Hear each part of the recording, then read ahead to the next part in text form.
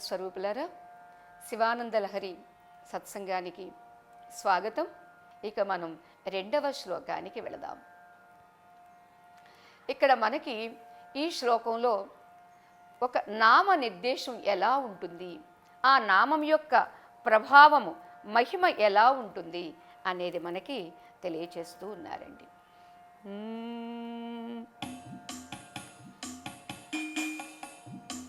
గళంతి శంభో త్వచ్చరిత సరిత కిల్బిషరజో దళంతి ధీకుల్యా సరణిషు పతంతి విజయతా దిశంతి సంసార భ్రమణ పరితాపోపశమనం వసంతి మచ్చేతో హ్రదభువి శివానంద లహరి గళంతి. హే శంభో, శంకర, చూడు చూడు, త్వచ్చరిత సరిత, నీ యొక్క చరిత్రం అనేటటువంటి ఆ ప్రవాహము నుండి జాలువారేటటువంటి ఆ గంగ ఉన్నదే, ఆ గంగ అనేటటువంటిది ఏం చేస్తుంది? కిల్బిషరజోదళంతి, పాపములు అనేటటువంటి ఆ పరాగ పుంజములనన్నింటినీ ఛేదిస్తుంది. ఛేదించి ఛేదించి ఏం చేస్తుంది? దుమ్ము ధూళిని పోగొట్టి ధీకుల్యా సరణిషు పతంతి. ధీకుల్య అనేటటువంటిది అంటే బుద్ధి, ధీ అంటే బుద్ధి కదా, బుద్ధి అనేటటువంటి కాలువల ద్వారా ప్రవహిస్తూ ఉంటుందండి. మరి ఆ బుద్ధి మన బుద్ధి కూడా అయితే మన ఈ బుద్ధి అనే కాలువ నుండి ఏమిటండిది? శివనామము, శివ చరిత్ర అనేటటువంటి సరిత నది ప్రవాహం ప్రవహిస్తూ ఉంటుంది అని చెబుతూ, అంతేకాదు సరణిషు పతంతి, మా ఈ కాలువలు అనేటటువంటి బుద్ధిలో కూడా పడుతూ ఉంటుంది స్వామి. పడుతూ పడుతూ ఏం చేస్తుంది? సంసార భ్రమణ పరితాపోపశమనం, జనన మరణం అనేటటువంటి ఈ సంసారంలో తిరగడం వల్ల కలిగేటటువంటి దుఃఖాలు, కష్టాలు, నష్టాలు ఏవేవైతే ఉన్నావో వాటన్నింటినీ శాంతింపచేస్తుంది స్వామి నీ ఈ నదీ ప్రవాహము. అంతేకాదు మరి చివరికి ఏం చెయ్యాలి? మచ్చేతో హ్రదభువి, నా యొక్క చిత్తం అనేటటువంటి మడుగు ఉందే, ఆ మడుగు యొక్క అడుగులో నీవు అలా ఉండిపోవాలి. నువ్వు ముందుకు సాగిపోకూడదు సుమా. ఏమిటది? శివానంద లహరి, శ్రీ శివ సంబంధమైనటువంటి ఆ ఆనంద ప్రవాహము ఉందే, అది కాస్త నా ఈ చిత్తము అనేటటువంటి మడుగులో అలా సుస్థిరమై ఉండుగాక. విజయతాం అన్నారండి. ఈ శివానంద లహరి కదండి, ఇది శివానంద ప్రవాహము కదండి. అటువంటి ఆ ప్రవాహము ప్రవహించి ప్రవహించి ప్రవహించి నా చిత్తంలో స్థిరంగా ఉండాలి. అంతేకాదు ఇది విజయతాం, మంచి ఉత్కృష్టమై ఉండుగాక అన్నారండి. ఇక హే శుభంకర, నీ ఈ చరిత్ర ఉన్నదే చూడండి, ఇది ఎంత ఒక అద్భుతమైనటువంటి భావన. అంటే ఈ గ్రంథము అనేటటువంటిది కేవలం అక్షర సంపుటి కాదు సుమా. ఆ అక్షరం ఏం చేస్తుంది? ఒక నాశనము లేనటువంటి ఒక గంగా, జ్ఞాన గంగా, శివానందము అనేటటువంటి ఆ ప్రవాహాన్ని మనకి ప్రసాదిస్తుంది. ఇది ఒక స్రవంతి. ఈ స్రవంతి అనేటటువంటిది ఏమిటండి? ఏమి ఈ స్రవంతి అంటే శివుని యొక్క చరిత్రము అనేటటువంటి ఒక మహానదీ స్రవంతి. అది 3 విధాలుగా ప్రవహిస్తూ విజయాన్ని, ఉత్కర్షని కూడా మనకి ప్రదర్శిస్తూ ఉంది అన్నారండి. ఏమిటది అంటే, 1 శివశబ్దాన్ని పరబ్రహ్మపరంగా, 2 మూర్తిమత్ స్వరూపంగా సంభవించినటువంటి పక్షంలో శివశక్తి పరంగా ఆ అర్థాన్ని కూడా మనం స్వీకరించవచ్చు. ఎలా భావిస్తే ఆ రీతిగా మనకి ఈ గ్రంథంలో ఈ శివానంద లహరి మనకి భాసిస్తూ ఉంటుందండి. అదిగో అటువంటి ఈ భగవంతుని యొక్క చరిత్ర అనేటటువంటి ఈ శివానంద లహరి ఉన్నదే ఏం చేస్తుందండి? ఇంతకు ప్రవహించి ఏంటి దీనివల్ల లాభము? ఒక నది ప్రవహించిందనుకోండి, ఆ ప్రవాహం వల్ల చుట్టుప్రక్కల పొలాలు పండించుకుంటారు, సర్వజీవులు ఆర్తిని తీర్చుకుంటాయి. అంతేకాదు తెలివైనటువంటి వారు ఆ నీటిని ఇంటి వరకు తెచ్చుకొని స్నానాలకు, పానాలకు, పచనాలకు అన్నింటికీ వాడుకుంటూ ఉంటారు కదండి. అలా మరి ఈ శివానందలహరి అనేటటువంటిది ఇది ఏమి లాభము, ఈ ప్రవాహము ఏమి ప్రయోజనము అని అంటే, ముందుగా స్తోత్రం చదవడం ద్వారా నీ వాక్కును శుద్ధి చేస్తుంది. అది మనస్సుకి అనుభూతపరచుకోవడం ద్వారా మనస్సు నిర్మలమవుతుంది. బుద్ధితో ఏమా శివత్వం, ఏమా ఆనందత్వం, అది హృదయంలో స్ఫురిస్తుందా, అది ఆనందానుభూతిగా ఉంటుందా, ఏది ఒకసారి పరికిద్దాము అని ఒక్కసారి బుద్ధితో వివేకిస్తే అక్కడ మనకి బుద్ధి కూడా శుద్ధమై ఆ అనుభూతిని ప్రసాదిస్తుందండి. తద్వారా శరీరము, వాక్కు, మనస్సు ఇన్ని పవిత్రమవుతున్నవి. బాహ్య స్నానం ద్వారా ఒక్క శరీరమే శుద్ధమవుతుందండి. మరి స్తోత్రం ద్వారా వాక్కు, అలానే ధ్యానం ద్వారా మనస్సు, అలానే వివేకం ద్వారా బుద్ధి అని అంటూ ఇక్కడ నీదు చరిత్రవాహినులు నేరుగా కల్మషధూరి భేరులై భేదమడంచి పొంగుచును క్రిందుగా పారుచు బుద్ధి కుల్యలో వేదన బాపి సంస్కృతిని విడగ చేయుచు తాపమార్పుచున్ నాదగు మానస హ్రదము నాటి జయించుత నిత్యమీశ్వరా అంటారు. అదుగో అటువంటి ఆ శివగంగా చరిత్ర అనేటటువంటి ఆ ప్రవాహము నా చిత్తం అనేటటువంటి హ్రదము అంటే మడుగు, ఆ మడుగులో అలా ఉన్నదనుకోండి, ఇక అప్పుడు మన జీవితం ఎలా ఉంటుందండి? ఓ బ్రహ్మానందంగా ఉంటుందండి, శివానందంగా ఉంటుందండి, సచ్చిదానందంగా ఉంటుందండి. ఇక మనం 3వ శ్లోకానికి వెళదాము. పరమశివుని యొక్క ఆ మూర్తిమత్ స్వరూపం ఎలా ఉంటుంది అనేది మనకి దీనిలో వివరిస్తున్నారండి. త్రయీవేద్యం హృద్యం త్రిపురహరమాద్యం త్రినయనం జటాభారోదారం చలగహారం జటాభారోదారం చలదురగహారం మృగధరం మహాదేవం దేవం మయి సదయ భావం పశుపతిం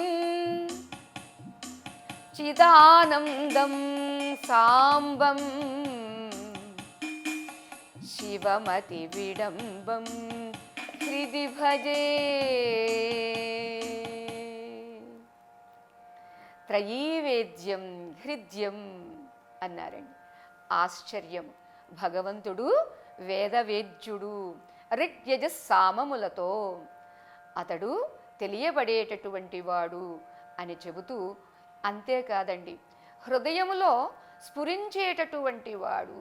త్రయీవేద్యం హృద్యం, హృదయములో ఇక్కడ పదే పదే మనకి మంత్రపుష్పం చూసినా ఏది చూసినా ఎక్కడో కాదు సుమా, భగవంతుడు అనేటటువంటి వాడు అంతటా ఉన్నప్పటికీ నీకు అనుభూతమయ్యేది నీ హృదయంలోనే. ఒక్కసారి నీ హృదయాన్ని తెరచి చూడు, హృదయం లోపలికి ప్రవేశించి చూడు అని చెబుతూ ఉన్నారండి. అంచేత హృదయంలో స్ఫురించేటటువంటి వాడు త్రిపురహరం, త్రిపురాసురుడు అనేటటువంటి వాడిని సంహరించినటువంటి వాడు. ఇది మనం చెప్పుకున్నాము కైవల్యోపనిషత్తులో. త్రిపురములు అనేటటువంటిది మనకి అదే జాగ్రత్పురము, స్వప్నపురము, సుషుప్తిపురము. అంతేకాదు ఈ 3 పురములలో మనకి విహరించడానికి మరి 3 పురములు ఉన్నవి. ఏమిటవి అంటే స్థూల శరీరము, సూక్ష్మ శరీరము, కారణ శరీరము అనేటటువంటివి. ఈ 3 పురాల్లో ఏ పురము ఉన్నా తిరిగి జన్మించక తప్పదు, తిరిగి మరణించక తప్పదు. మరి ఎవరైతే ఉండగా ఇప్పుడే ఈ శరీరంలో ప్రాణము ఉండగా స్థూల సూక్ష్మ కారణ శరీరములకు మహాకారణమైనటువంటి కాలకాలుడైనటువంటి ఆ భగవంతుణ్ణి, పరమేశ్వరుణ్ణి స్మరించి దర్శనం చేసుకుంటారో అటువంటి వాళ్లకు స్థూల సూక్ష్మ కారణములు అనేటటువంటి 3 పురములు, అలానే ఈ 3 పురములు విహరించేటటువంటి జాగ్రత్త స్వప్న సుషుప్తి అవస్థలు కూడా లేకుండా పోతాయి. అందుచేత త్రిపురహర అని ఎందుకు పిలుస్తున్నాను స్వామి, ఇక్కడ నా దగ్గర ఉన్నటువంటి 3 పురములను కూడా హరించగలిగినటువంటి వాడివి నీవే సుమా అనేటటువంటిది ఒక సందేశం అండి. అంతేకాదు ఆద్యం, నీవు ఎవరివి స్వామి? ఆది మూలమైనటువంటి వాడివి. సృష్టికి పూర్వం సదేవ సౌమ్యేదమగ్ర ఆసీత్. హే సౌమ్య శిష్య, ఈ సృష్టికి పూర్వం ఉన్నటువంటిది సత్, సత్యము మాత్రమే. అదుగో ఆ సత్యస్వరూపమే శివస్వరూపము, ఆ శివస్వరూపమే సుందర స్వరూపము. అందుకే సత్యం శివం సుందరం అని కదా స్వామి నిన్ను కీర్తించారు అని చెబుతూ త్రినయనం, నీకు 3 నేత్రములు ఉన్నవి. ఏమా 3 నేత్రములు? సూర్యుడు, చంద్రుడు, అగ్ని. అంతేకాదు మరి ఈ 3 నేత్రములతో పాటుగా నీకు 3వ నేత్రము అగ్ని నేత్రము, అంటే జ్ఞానాగ్ని నేత్రము. ఇక ఒక నేత్రము సూర్యనేత్రము, అంటే పగటి వేళ ఈ ప్రపంచాన్నంతటికీ ప్రకాశాన్నిస్తూ పోషించేటటువంటి వాడివి. అలానే రాత్రివేళ చంద్ర నేత్రంతో వీక్షిస్తూ అమృతాన్ని ప్రసరింపచేస్తూ కాపాడుతూ ఉండేటటువంటి వాడివి స్వామి. అదిగో అలా 3 నేత్రములు కలిగినటువంటి వాడివి అని చెబుతూ జటాభారోదారం, ఉదారం జటా అన్నారండి. ఆ స్వామి యొక్క జటలు, అమ్మ జటలు కూడా చాలా పెద్ద జుట్టటండి ఆ కేశములు. అటువంటి ఆ జుట్టుని విరగబోసుకోకుండా ముడి వేసుకుని ఉంటారటండి. అంచేత జటయే కిరీటంగా, జటాజూటము విస్తృతమైనటువంటి అని చెప్పారు. స్వామి మెడలో ఏముంటాయండి? చలతురగహారం. ఉరగములు అంటే పాములు కదా, ఉరముతో పాకుతూ ఉంటాయి కాబట్టి, అంటే బొజ్జతో పాకుతూ ఉంటాయి కాబట్టి వాటిని ఉరగములు అన్నారండి. ఆ ఉరగము అంటే బొజ్జతో పాకేటటువంటిది ఎప్పుడు కాసేపు కూడా ఆగదండి, స్థిమితంగా ఉండదండి, కదులుతూనే ఉంటుందండి. చలత్, కదులుతూనే ఉన్నటువంటి ఆ ఉరగములను హారములుగా ధరించి ఉన్నటువంటి వాడివే నీవు స్వామి అని అంటూ మృగధరం, మృగము అంటే లేడి, లేడిని చేతపట్టి ఉన్నటువంటి వాడివి. అదిగో లేడి వంటిదే నా మనస్సు, ఆ లేడి వంటి వాడిని నేను కూడా, అటువంటి నన్ను నీవు చేతపట్టవే అని ప్రార్థించడం అండి. అంతేకాదు మహాదేవం, మిగిలిన దేవతలందరినీ దేవతలు దేవుళ్ళు అంటారండి, కానీ శివుణ్ణి మాత్రము మహాదేవుడు అన్నారండి. ఎందుకు మహాదేవుడు అన్నారో మనం వివరించుకుందాం తరువాత. ఇక దేవం, దివ్ టు షైన్, ప్రకాశమే స్వరూపంగా స్వభావంగా కలిగినటువంటి వాళ్ళని దేవతలు అంటారండి. ఇక్కడ ఈ మహాదేవుడు ఎప్పుడూ కూడా ధ్యానంలో ఉంటాడు. అంతేకాదు ధ్యానం అంటే ఏమిటి? ఈ సృష్టి మీద, ఈ జీవుల మీద ఎప్పుడూ దృష్టి పెడుతూ ఉంటాడు, కరుణా రసమును ప్రవహింపచేస్తూ ఉంటాడు, ఆనందాంబుధిలో ఒలలాడుతూ ఉంటాడు అని చెబుతూ, అటువంటి హే భగవన్ శంభో మయి సదయ భావం, నాయందు అపారమైనటువంటి కరుణను చూపించు స్వామి అని ప్రార్థిస్తున్నారండి. నీవు ఎవరివి? పశుపతిం, పశుపతిని.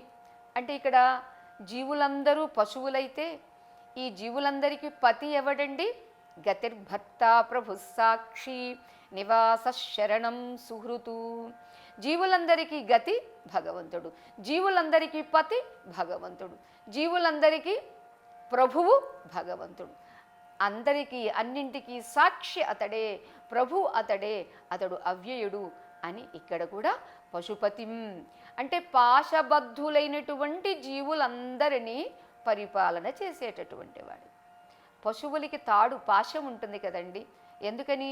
పశువు ఇష్టం వచ్చినట్టుగా పోతుంది కాబట్టి పోకుండా ఉండాలని దానికో పాశాన్ని కట్టి పెడతారండి. మరి మనకేం పాశం అండి? మనకేం పాశం పెట్టాడండి అంటే ఆయన పెట్టాడో లేదో తెలియదు, కానీ మనమైతే పెట్టుకున్నాము కర్మపాశము.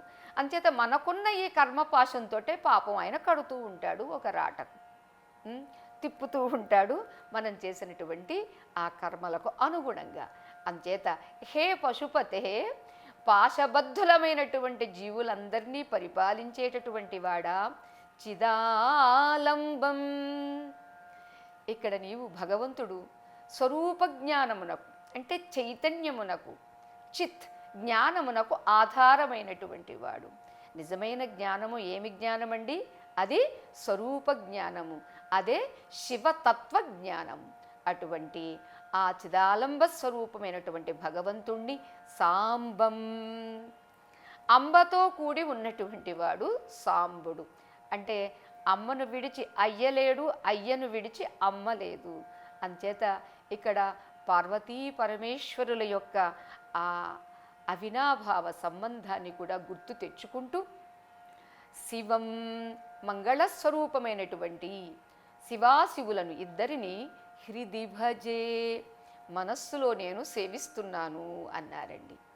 అంటే ఆ సేవనం ఎలా చెయ్యాలి అనేది మనకిక్కడ ఆచార్యస్వామి వారు బోధిస్తూ ఉన్నారండి.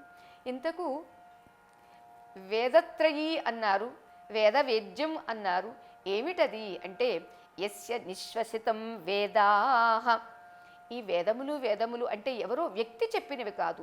మరి ఎలా వచ్చినవండి అంటే భగవంతుడు విడిచిపెట్టినటువంటి నిశ్వాసయే వేదము. మనం విడిచిపెడితే కార్బన్ డయాక్సైడ్ వస్తుందండి. మరి భగవంతుడు విడిచిపెడితే వేదములు వచ్చినవండి. వేద జ్ఞానము ప్రసరింపబడింది. అంచేత వేదము వేదము అంటే ఏమిటి? ఏ ఆధారస్వరూపుడైనటువంటి భగవంతుడి యొక్క విడిచిపెట్టినటువంటి శ్వాస ఏదైతే ఉందో అవే వేదములు. అంతేకాదు భగవత్ స్వరూపం ఒకటే హృద్యంగా ఉంటుందండి. అబ్బా ఎంత బాగుందండి అంటాం చూడండి, అది హృద్యం. అంటే మనోజ్ఞమైనటువంటి వాడు, అంటే అత్యంత సుందరుడు. అటువంటి వాడిని హృది భవం, హృదయమునందు పుడుతూ ఉంటాడు. పుట్టడమేమిటండి? మన కోసం ఆవిర్భవిస్తూ ఉంటాడు. అంటే నువ్వు ఎన్నిసార్లు స్మరిస్తే అన్నిసార్లు ఆవిర్భవిస్తూ ఉంటాడండి. ఎలా ఉంటుంది అంటే ఏ దేవతా దర్శనానికి వెళ్ళినప్పుడు తెర వేసేస్తారండి. కాసేపు తెర వేసిన తర్వాత మళ్ళీ దర్శనం అయిన వాళ్ళు వెళ్ళిపోయిన తర్వాత కొత్త వాళ్ళు వచ్చిన తర్వాత మళ్ళీ తెర తీస్తారండి కదా. అలానే ఇక్కడ కూడా మనకి తెర వేసుకుని కూర్చుంటాడు. మనం ఎప్పుడైతే స్మరణ చేశామో అప్పుడు తెర తొలగబడుతుంది. మర్చిపోయామనుకోండి తెర వెయ్యబడుతుంది. విస్మృతి తెర, స్మృతి తెర తీయడం. అదిగో అలా హృదయంగా, హృదయంలో ఒక స్ఫురణగా, ఒక ఆనందానుభూతిగా ఉన్నటువంటి వాడు భగవంతుడు. అందుచేతే క్రమక్రమంగా తాను చేసినటువంటి సాధనలో ఆ శివతత్వ జ్ఞానాన్ని పొంది పొంది ఏం జరుగుతుందండి? అహం బ్రహ్మాస్మి అని అంటారండి. అదే మనకి ఉపనిషత్తులో కూడా చెప్పారు కదా, పురత్రయే క్రీడతి యశ్చ జీవః తతస్తు జాతం సకలం విచిత్రం ఆధారమానందమఖండబోధం యస్మిం లయం యాతి పురత్రయం చ. పురత్రయే, ఈ మూడు పురములలో ఏ జీవుడు క్రీడతి విహరిస్తూ ఉన్నాడో అదిగో అటువంటి దానికి ఆధారమైనటువంటి తత్వం ఏది? ఆధారం, ఆనందం, అఖండబోధం. అదిగో ఆ భగవత్ స్వరూపం. అటువంటి ఆ భగవత్ స్వరూపమునందే మూడు పురములు లయిస్తూ ఉన్నవి, మూడు పురములు ఆవిర్భవిస్తూ ఉన్నవి, మూడు పురములు స్థితి కలిగి ఉన్నవి అని అంటూ ఈ శివజ్ఞానం ద్వారా ఏం తెలుస్తుందండి? జాగ్రత్త స్వప్న సుషుప్త్యాది ప్రపంచం యత్ ప్రకాశతే. ఈ జాగ్రత్త స్వప్న సుషుప్త్యాది అవస్థలు అనేటటువంటి ఈ ప్రపంచం యత్ర దేనియందు ప్రకాశ్యతే, దేని నుండి ప్రకాశింపబడుతున్నవి, దేని యందు ప్రకాశిస్తున్నవి అనేటటువంటిది గుర్తిస్తే తద్బ్రహ్మ అహం, ఆ బ్రహ్మయే నేను అని జ్ఞాత్వా తెలుసుకుంటే ఏం జరుగుతుందండి? సర్వబంధై ప్రముచ్యతే, అన్ని బంధముల నుండి విడివడతాడు అని కదా మనకి కైవల్యోపనిషత్ ప్రమాణం. అంచేత ఇక్కడ ఆద్యం, ఆదౌ భవ ఆద్య. ఇక్కడ భగవంతుడు ఆది తత్వము, ఆది పురుషుడు కాబట్టి ఆద్యం అని భగవంతుణ్ణి ప్రార్థించారండి. ఇక త్రినయనం అంటే ఏమిటి? సూర్యుడు, చంద్రుడు. ఇక అగ్ని ఎవరండి? పగటి వేళ సూర్యుడు, రాత్రివేళ చంద్రుడు అయితే ఈ అగ్ని అనేటటువంటిది సంధిగా ఉభయ సంధ్యలను ప్రవర్తింపచేస్తూ ఉండేటటువంటి నేత్రము అగ్ని నేత్రము. అంతేకాదు మనకి అదే సంధి ఉపాసన, సంధ్యోపాసన. అంతేకాదండి, మనం ఆ తత్వాన్ని దర్శించాలి, అనుభూతి పొందాలి అంటే అక్షరమునకు అక్షరమునకు మధ్యలో, శబ్దమునకు శబ్దమునకు మధ్యలో ఉండేటటువంటి నిశ్శబ్దము, వృత్తికి వృత్తికి మధ్యలో ఉండేటటువంటి ఆ సంధిని ఎవరైతే గుర్తిస్తారో అదిగో ఆ సంధియే భగవంతుని యొక్క స్వరూపము.